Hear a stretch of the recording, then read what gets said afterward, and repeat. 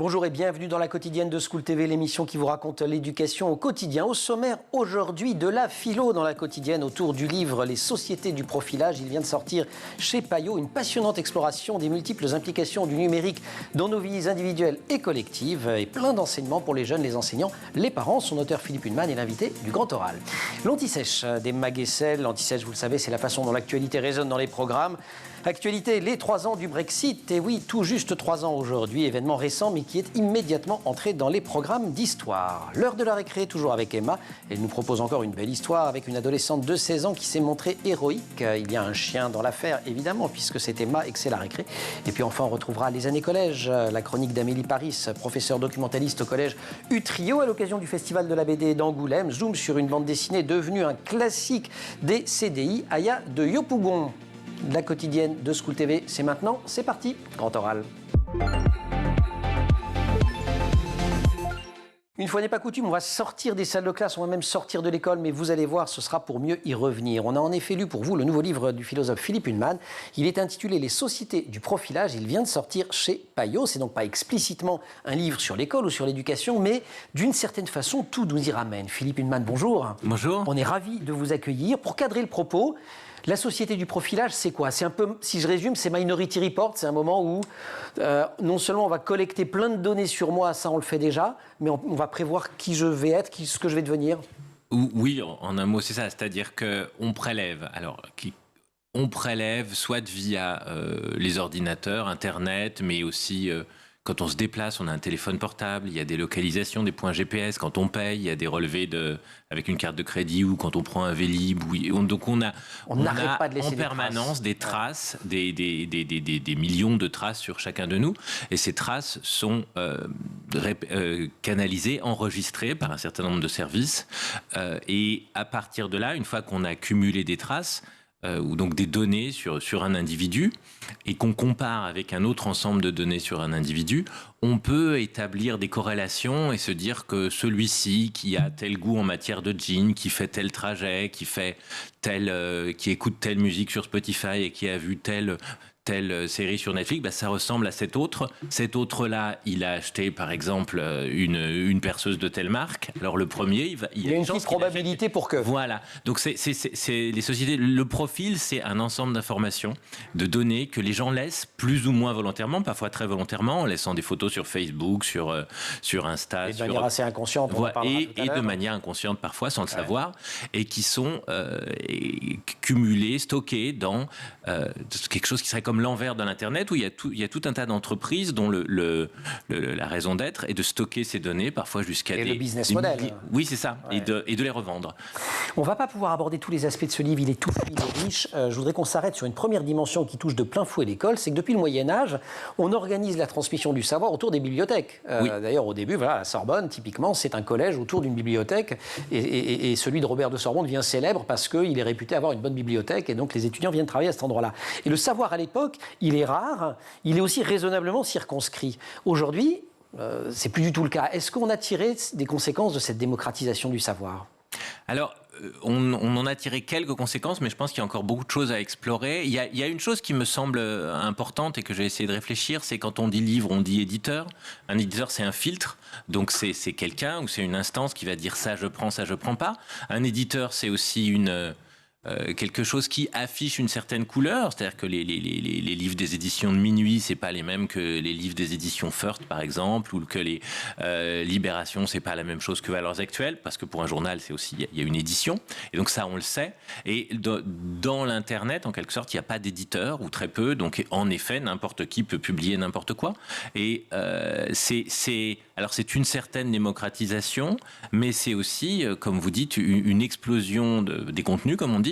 Et la question, c'est comment on s'oriente là-dedans. Contenu qui est un mot qui vous énerve un petit peu, vous le racontez dans le bouquin. Et ce monde sans éditeur, ça veut dire que, alors même qu'on a construit toutes les institutions qui ont vocation à délivrer du savoir, justement sur cette idée de certification du savoir, même si les scientifiques sont les premiers à dire qu'un savoir n'est vrai que tant qu'il n'a pas été contesté par un autre savoir, ça peut bouger, mais enfin quand même, on considère qu'à un instant T, on peut se mettre d'accord sur des choses. Là, on ne peut plus. C'est-à-dire que c'est un monde qui est indifférent au vrai.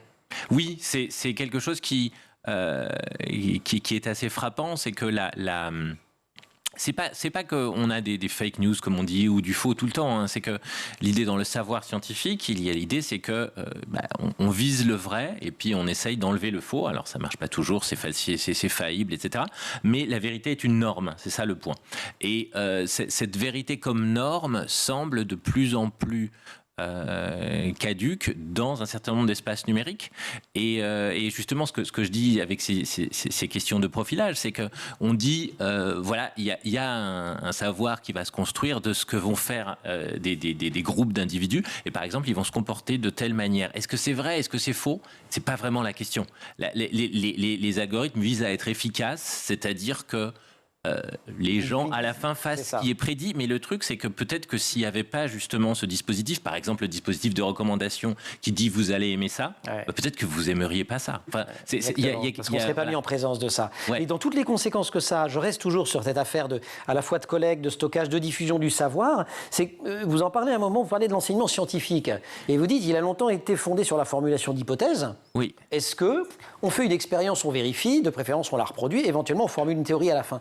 Et maintenant, on passe dans un monde, et on enseigne comme ça. Pardon, c'était le point important, on enseigne comme ça. Mais maintenant, on collecte plein de données, on cherche, vous venez de le dire, des schémas récurrents, des patterns, et voilà, donc on inverse complètement. On est dans un monde de la simulation et plus de l'analyse.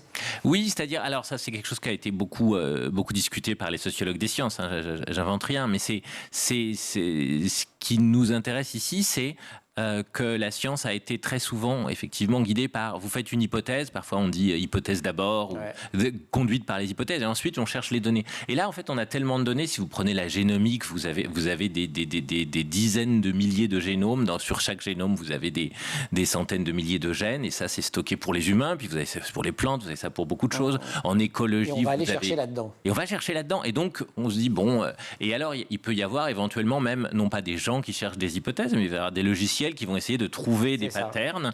Et ensuite, ces patterns, s'ils nous permettent, par exemple en écologie, de prédire des choses, une réponse au changement climatique, on est content. Mais le problème, c'est que comme on n'a pas de théorie derrière, on ne sait absolument pas comment ça marche et on ne peut pas discriminer les cas où on va prédire que telle espèce va résister au changement climatique et ça marche. Et puis les cas où ça ne va pas marcher. Cette complexité dans le rapport au vrai, notamment, après lequel on court quand même depuis qu'on a inventé les universités et les écoles. Philippe Hunnemann, auteur des Sociétés du profilage, il est l'invité du Grand Oral. On se retrouve, si vous voulez bien, juste après l'Anti-Sèche. Emma Guessel.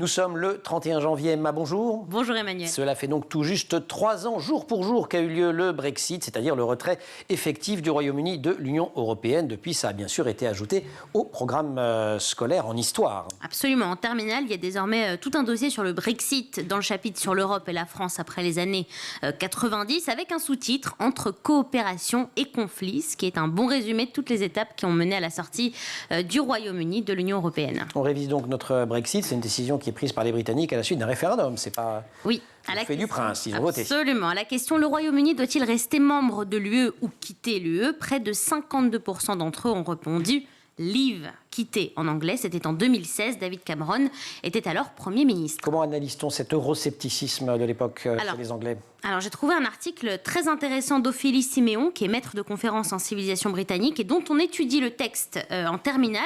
Elle explique que dès le processus de construction européenne, la Grande-Bretagne a toujours gardé ses distances avec les autres pays. Cette distance s'explique notamment avec le rôle qu'elle a joué pendant la Seconde Guerre mondiale. Déjà, le Royaume-Uni a une position géographique atypique. C'est une île, elle n'a donc pas de frontière directe avec ses voisins européens du Sud. Et puis ensuite, le Royaume-Uni n'a pas subi l'occupation nazie, n'a pas collaboré non plus, ce qui explique qu'elle n'ait pas ressenti le besoin de se reconstruire via un partenariat interétatique poussé. C'est même le contraire, explique Ophélie Siméon. La confiance dans le Parlement de Westminster à Londres a été forte après la Seconde Guerre mondiale jusque dans les années 80, car le Parlement apparaît comme un rempart contre les ingérences politiques, qu'elles viennent du monarque ou des puissances extérieures. Et donc la confiance envers le Parlement est un des piliers de l'identité nationale. Alors elle n'a pas quitté l'Angleterre, l'Union européenne en un claquement de doigts après 45 ans de vie commune. Brexit 2020, mai 2016, un référendum et donc près de 3 ans et demi pour que les conditions du divorce soient complètement finalisées. Ah oui, les négociations ont été longues, compliquées. Le projet d'accord entre le Royaume-Uni et l'UE a été rejeté 3 fois par les Britanniques. Cela a également révélé des tensions politiques internes au pays. Finalement, le 31 janvier 2020, un accord a enfin été trouvé. Le Royaume-Uni a cessé de prendre part aux décisions de l'UE. En revanche, elle n'a pas vraiment quitté son marché. Et à partir de ce 31 janvier 2020, donc, a débuté une période de transition. Et ce n'est qu'un an plus tard qu'à la suite, là aussi, de très longues négociations, le Royaume-Uni a quitté l'union douanière et le marché unique. Donc ça fait véritablement que 2 ans que tout cela a été finalisé. Et aujourd'hui, les Britanniques semblent douter pour un certain nombre, de plus en plus, du succès du Brexit qui leur avait été vendu comme une mesure qui allait leur apporter du bien-être, de la prospérité. Tout à fait. Selon une enquête publiée par le journal The Independent. Yes. 54% des sondés jugent que la sortie de l'Union européenne était une mauvaise décision. Ils étaient 46% l'année dernière. Voilà, une déception qui s'explique notamment par le fait que les changements bénéfiques attendus n'ont pas vraiment eu lieu, comme un meilleur contrôle aux frontières et surtout un rebond de l'économie. C'est même plutôt l'inverse. Voilà. Et fin décembre, la Chambre de commerce britannique a demandé au Premier ministre Rishi Sunak et son gouvernement de réexaminer son accord avec l'Europe, conclu sous Boris Johnson, pour améliorer les échanges commerciaux. Merci beaucoup, Emma, pour cette anti-sèche. On se retrouve tout à l'heure pour la récré ? Oui. Philippe Hunnemann, grand oral. Les sociétés du profilage, le livre vient de sortir chez Payot, un ouvrage absolument passionnant, riche, touffu, signé du philosophe Philippe Hunnemann. Avec lui, on tire quelques fils qui concernent directement l'école ou les jeunes. Les jeunes, un petit peu. On parle beaucoup des digital natives, ceux qui n'ont jamais connu un monde dans lequel ceux qui ont connu un monde dans lequel le numérique est absolument omniprésent. Au fond, c'est les ados d'aujourd'hui et les tout jeunes adultes. Parce que ceux qui ont 25 ans, ils ont connu un monde où ils ont vu l'arrivée des smartphones. C'est un peu les cobayes de ce monde nouveau.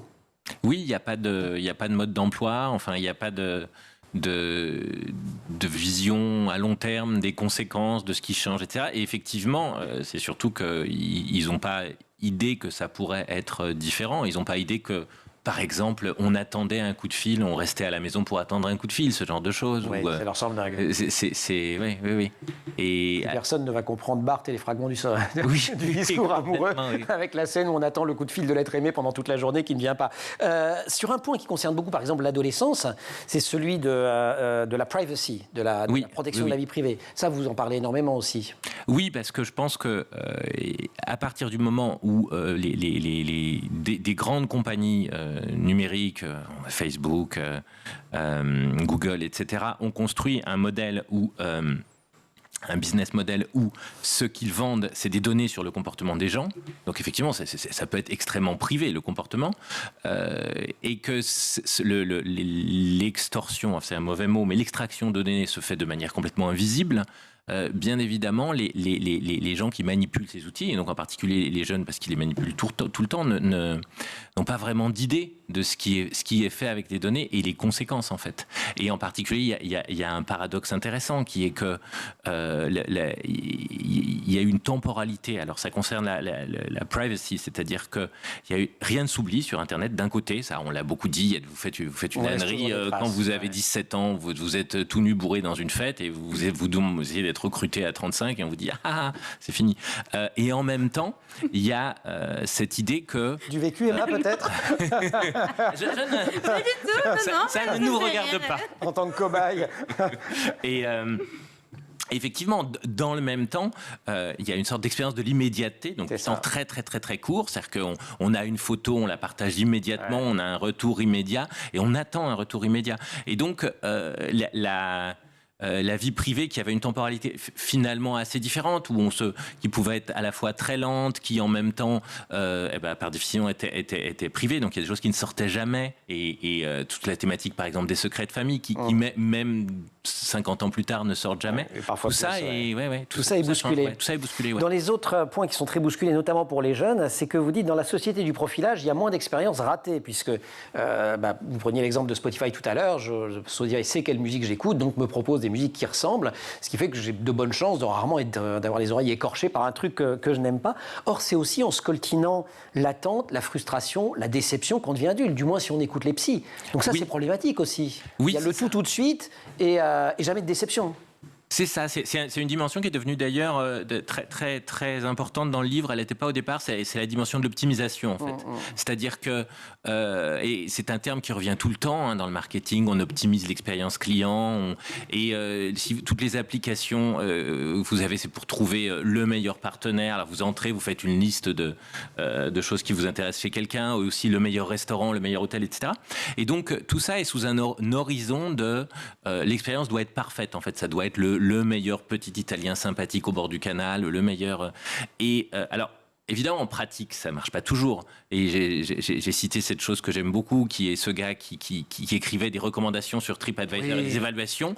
Et à un moment, il s'est dit tiens, je vais rigoler un peu. Ouais, et donc, il a fait à Londres.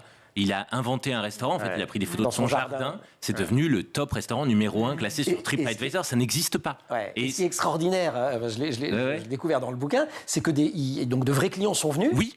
Lui, il réchauffait du surgelé dans sa cuisine et les gens faisaient des commentaires dithyrambiques. C'est génial. Et il y avait des listes d'attente de plusieurs semaines pour pouvoir aller dîner. Évidemment, le truc, c'est la meilleure expérience, un peu genre à la bonne franquette, comme on dit ici, quoi. Parce que les gens payaient pour ça et tout, mais c'est drôle. Donc, ces services d'optimisation, à la fois, peuvent être détournés, falsifiés. Il y a beaucoup d'artistes qui s'amusent aussi à faire ça, à subvertir ces choses-là. Mais en même temps, c'est sur l'horizon d'une expérience dont on se dit qu'elle doit être optimale. Et c'est ça qui change un beaucoup, petit peu. ce mode d'optimal et cette notion d'optimisation dans le bouquin. On sait ainsi prévoir où vous allez, ce que vous achèterez, comment vous réagirez, mais surtout orienter vos choix, vous optimiser. Bienvenue dans les sociétés du profilage, extrait de la présentation du livre de Philippe Hunnemann. On continue à échanger. Philippe, si vous le voulez bien, on va prendre une petite récré avec Emma. Et moi, je sais profiler Emma, je l'ai totalement profilée. Je vous dis un truc, au moins une fois par semaine, il est question de chiens dans les récrés d'Emma. On vérifie la récré. Je me trompe peut-être. Mais oui. Et voilà, Emma. Alors hier, dans l'heure de la récré, vous militiez pour les personnes qui portent des lunettes et pour qu'elles aient des émojis à leur effigie. Aujourd'hui, votre combat continue, mais sur un tout autre sujet. Mais oui, je sais que vous allez me dire que je ne parle que de chiens, Emmanuel. Mais je ne pouvais pas passer à côté de cette histoire qui, fort heureusement, se finit bien. C'est mon quotidien qui m'apprend qu'une ado de 16 ans a sauvé un chiot mi-janvier. En plus, elle s'appelle Emma. Je crois qu'on a 2-3 trucs en commun, notamment l'amour pour les chiens. Le prénom et les 16 ans. Voilà. Oh oui, merci beaucoup. Donc elle marchait dans la rue et là elle entend des petits couinements depuis une poubelle. Elle soulève le couvercle. Emmanuel, quelqu'un avait enfermé un chiot dans un sac plastique. Non, ça c'est dégueulasse. C'est dégueulasse. Donc le chien étouffait parce que quand elle l'a libéré, le chiot a pris une grande inspiration. C'est cruel. Mais donc il va bien là, le chat ? Mais voilà, il va bien. C'est encore un tout petit chiot qui n'a même pas 3 mois. Regardez, je vous ai trouvé la photo. Est-ce qu'il n'est pas trop mignon ? Bah voilà, mais c'est cruel. Mais qui peut jeter un petit chiot comme ça ? Donc Emma a contacté l'association Tous pour un, qui aide les animaux abandonnés ou maltraités. L'association a constaté que le petit chien était en parfaite santé. Pour le moment, c'est Emma qui le garde. Elle lui a même trouvé un prénom. Il s'appelle César. Très joli prénom. Et un petit rappel quand même plus sérieux, les abandons d'animaux sont en hausse depuis le Covid et le confinement. 44 200 animaux abandonnés ont été recueillis par la SPA l'an dernier. Donc si vous décidez de prendre un animal, déjà réfléchissez bien et s'il vous plaît, n'abandonnez pas vos animaux. Théodore va bien ? Il va très bien. Super, c'est son chien. Elle a fait campagne sur toute cette chaîne pour avoir un chien. Emma, merci beaucoup. Grand oral, Philippe Hunnemann. Philippe Hunnemann est un philosophe et sociologue français qui est actuellement professeur à l'université Paris Diderot, c'est vrai ? Non, pas du tout, non. Enfin, c'est pas complètement faux, hein, mais c'est intéressant. C'est la première chose que ChatGPT me dit. Oui, quand j'ai je lui demande. Reconnu, vous avez reconnu tout de suite ? C'est jamais complètement Excellent. faux. Oui. Et c'est jamais complètement faux. Donc vous n'êtes pas professeur à l'université Paris Diderot ? Non, je suis directeur de recherche à l'Institut d'histoire et de philosophie des sciences, qui appartient à l'université CNRS. Et qui est affilié à l'Université Paris, mais 1, Sorbonne. Ah bah pas du tout Diderot alors. Non, mais Université Paris quand même. Il y a 2 mots qui. Ouais, il y a 2 mots qui vont. 50%, ouais, c'est pas mal. Vous êtes spécialiste. Il faut vraiment pas que je prépare mes émissions avec ChatGPT. Il est spécialisé dans les domaines de la philosophie des sciences, de la philosophie de la biologie et de l'épistémologie des sciences sociales. Où les 2 premiers sont exacts, le 3e c'est un peu une licence poétique, mais bon. Pourquoi pas ? Vous avez écrit plusieurs ouvrages sur tous ces sujets, notamment les sociétés du profilage. Voilà, là c'est vrai. Et vous êtes membre de différents comités de recherche et de publication scientifique. C'est donc du chat GPT. Comment vous expliquez, mais même vous, en tant que professeur, à des étudiants, que ça vaut la peine d'apprendre quand Google ou les intelligences artificielles ont un certain nombre de réponses? Bon, pas super, vous me mettez quoi là, 11? Ouais, ça dépendait de la note. En même temps, ça m'a pris 3 secondes, quoi. Oui, c'est ça. Oui, non, mais c'est ça, ça vaut le coup, oui, franchement. Ouais, ça c'est vaut ça. le coup, ouais. Mais... En plus, c'est parce que je vous ai demandé, mais comme vous êtes bien élevé, ça se trouve, vous m'auriez même pas repris. Non. C'est assez... Donc comment on fait dans ce monde-là? Est-ce qu'un apprentissage qui est beaucoup fondé sur le par cœur, qui est beaucoup fondé sur la restitution de connaissances qu'on est censé avoir acquises, ça peut avoir le même sens aujourd'hui qu'hier? Alors, je crois que, premièrement, en fait, on parle beaucoup de chat GPT, et c'est vrai que c'est très marrant, je comprends, enfin moi aussi j'aime beaucoup, et ça pose plein de questions, mais il n'est pas déraisonnable de penser que c'est un petit pas de plus dans quelque chose qui est, après tout, les enfants, ils cherchent on leur demande de faire des choses au collège, ils cherchent sur Google, ils font du copier-coller. Bon, là, ça va un peu plus vite et il y a des spécialistes qui disent que ChatGPT, à terme, Microsoft vient d'investir 10 milliards parce que ça va pouvoir être un meilleur moteur de recherche que Google. La frontière entre moteur de recherche et intelligence artificielle est au fond assez floue. Et donc, ça, si vous voulez, ça radicalise des questions qui sont, mais comment on fait pour dire... Alors, à la fois pour dire aux gamins, le faites pas, mais je pense que ça, c'est une mauvaise question. Mais pourquoi, après tout, pourquoi ne pas le faire? Enfin, et surtout, si on se réalise que pendant moi je vois mes enfants, la scolarité, le primaire, le collège, au fond, effectivement, ils copient, ils collent. Et c'est vrai qu'à l'université, on se retrouve avec des gens en licence qui sont un peu déroutés quand tout ce qu'ils ont fait. On leur a dit faites ça, puis ensuite on lui dit ah, t'as fait ça, c'est très mal, t'es viré. Et j'ai vu des cas où les gens comprennent pas, en fait. Parce que la transition est pas si évidente. Vous arrivez en master, si vous copiez un paragraphe de Wikipédia, c'est zéro, quoi. Ça va mal se terminer, ouais. Donc, je pense qu'il faut un peu comprendre comment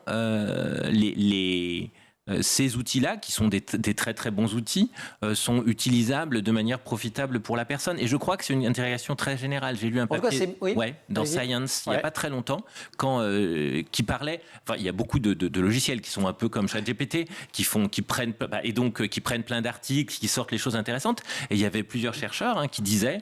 Non, mais les chercheurs qui ne vont pas utiliser ces outils, par exemple, pour faire leur biblio, pour récupérer les articles pertinents, extraire les informations importantes, les articuler, faire un plan d'article, ils sont foutus. Ces chercheurs-là sont foutus. Ouais. Donc c'est ça qui doit... Parce qu'ils vont perdre trop de temps pendant que d'autres vont aller à toute vitesse.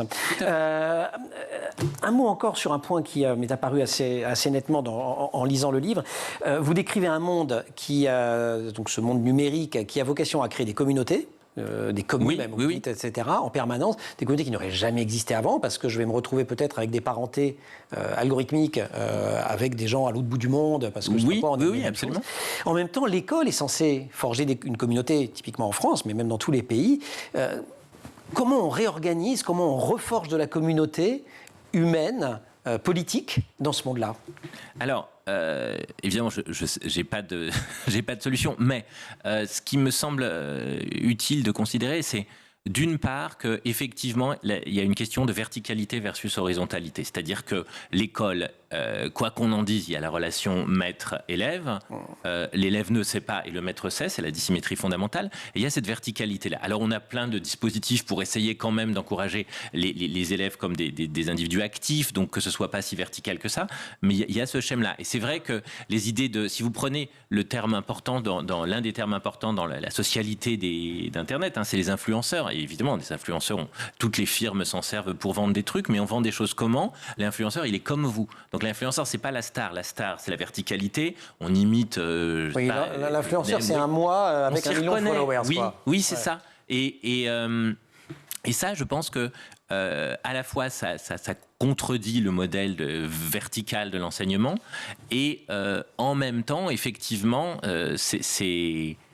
donc il y aurait une erreur qui consisterait justement à oublier la verticalité et à vouloir copier ça. Ça, c'est une première chose. Et en même temps, je pense que c'est justement l'école qui doit être le lieu où on montre que, quelles que soient les communautés, elles sont compatibles. Enfin, donc c'est cette idée de partage possible malgré voilà, tout. c'est ça. Bon, et alors évidemment, c'est facile à dire, mais Plus compliqué à faire.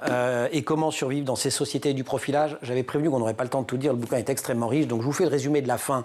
Philippe Hunnemann me reprendra. Ça, c'est pas du chat GPT, c'est ma lecture à moi. Le message s'adresse à Sylvie Retailleau. Il faut investir dans l'université, qui est le lieu de production du savoir. C'est un peu ça quand même. ah bah ça, Un petit plaidoyer pro-domo sur la fin. oui, ça oui. Voilà. Philippe Hunnemann, vous restez avec nous? On va plaisir. se tourner vers les années collège et avec Amélie Paris, non sans avoir remercié chaleureusement Emma. Merci. Les années collège.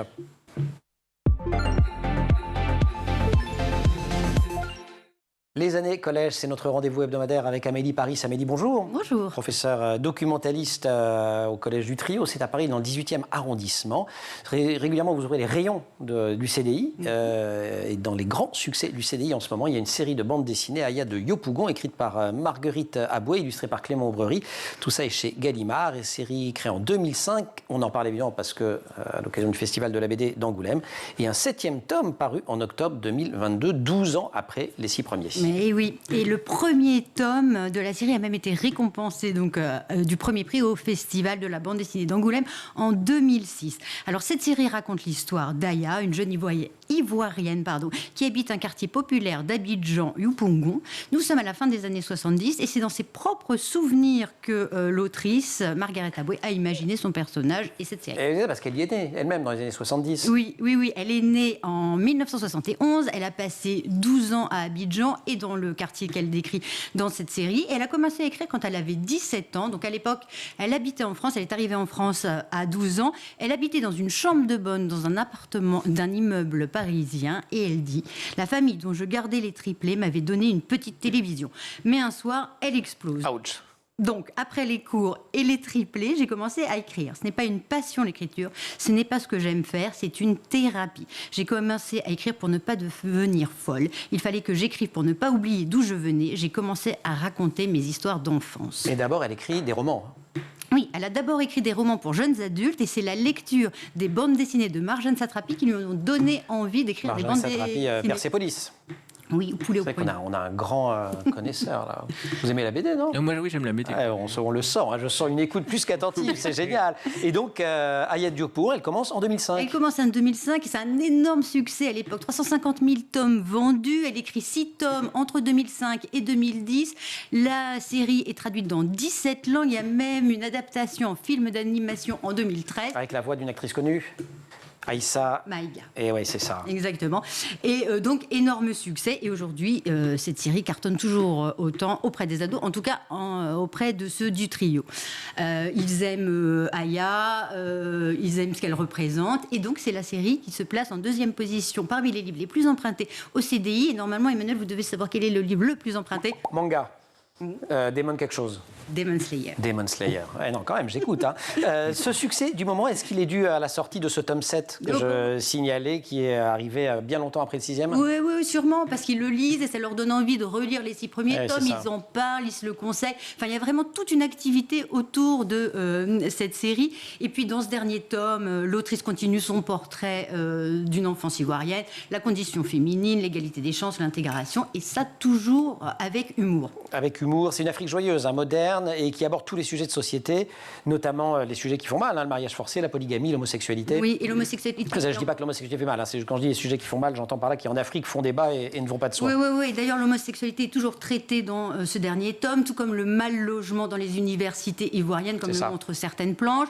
Elle parle aussi du droit des étudiants, dont Aya donc, se veut la défenseuse. Et puis, même si la série se déroule à la fin des années 70, au début des années 80, c'est toujours des sujets brûlants d'actualité en Côte d'Ivoire. Alors, l'illustrateur Clément Aubrerie, lui, il dit « Aya, c'est drôle et pas drôle à la fois. Marguerite et moi essayons de faire de l'humour à partir de situations complexes. » C'est peut-être ça que les élèves aiment le plus, d'ailleurs, hein, parce qu'ils sont un peu comme ça, vos ados. Oui. Du drôle et du sérieux à la fois. Oui, et puis ça parle de la jeunesse africaine dans un contexte réaliste. Beaucoup des élèves du trio sont originaires d'Afrique subsaharienne, donc ils s'identifient beaucoup à l'héroïne, le décor leur parle. Alors Priscilla, une élève que je suis allée interroger, je lui ai dit, parce qu'elle les empruntent tout le temps. Mais pourquoi t'empruntes autant, Aya? Et elle m'a dit, parce que c'est très intéressant et parce que c'est mon pays. Alors Priscilla, comme l'autrice, elle est arrivée d'Abidjan il y a seulement 7 mois. Donc évidemment, elle s'y identifie. Et puis il y a aussi Aminata, elle, qui me dit, c'est drôle et c'est triste à la fois. Donc ça rejoint ce que disait Clément Houbreuil. Enfin bref, cette saga est devenue en quelques années un véritable phénomène social et culturel. Merci beaucoup, Aya de Yopougon, qu'on peut lire et relire. 50e Festival international de BD d'Angoulême qui s'est tenu jusqu'au 29 janvier à célébrer Marguerite Aboué et son œuvre à travers une grande rétrospective. Merci donc Amélie, merci aussi Philippe Hunnemann. Je renvoie à la lecture des sociétés du profilage, sous-titre Évaluer, optimiser, prédire. Si au lieu d'aller sur ChatGPT, je lisais la 4e de couve, je saurais que vous êtes, ça je le savais, philosophe des sciences et directeur de recherche CNRS à l'Institut d'Histoire et de Philosophie des Sciences et des Techniques de l'Université Paris 1, Panthéon-Sorbonne. Rendons à César ce qui est à Paris 1. Merci aussi au maquillage à Laure Audebon. Merci à Marine Plantec pour la préparation de l'émission et à Dylan Coller qui sont en régie tous deux. Au son, Saïd Mamou, Angèle Jean-Girard pour la réalisation. Vous restez sur School TV et vous nous retrouvez nous en permanence. Où ça?